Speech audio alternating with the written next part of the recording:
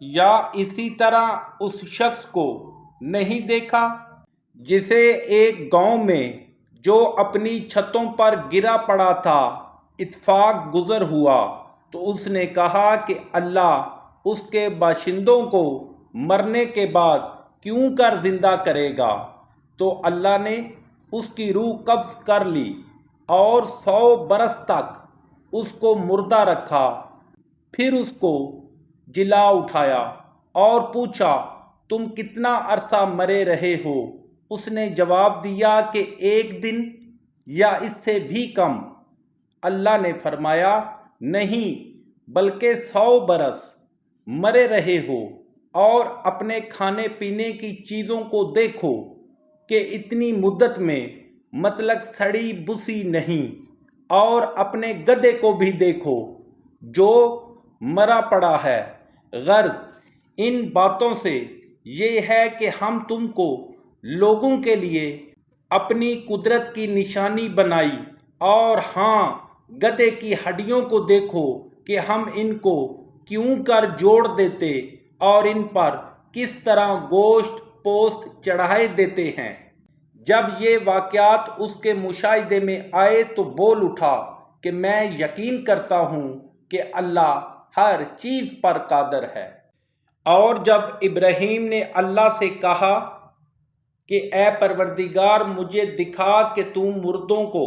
کیوں کر زندہ کرے گا، اللہ نے فرمایا کیا تم نے اس بات کو باور نہیں کیا؟ انہوں نے کہا کیوں نہیں، لیکن میں دیکھنا اس لیے چاہتا ہوں کہ میرا دل اطمینان کامل کر لے۔ اللہ نے فرمایا کہ 4 جانور پکڑوا کر اپنے پاس منگوا لو اور ٹکڑے ٹکڑے کرا دو، پھر ان کا ایک ایک ٹکڑا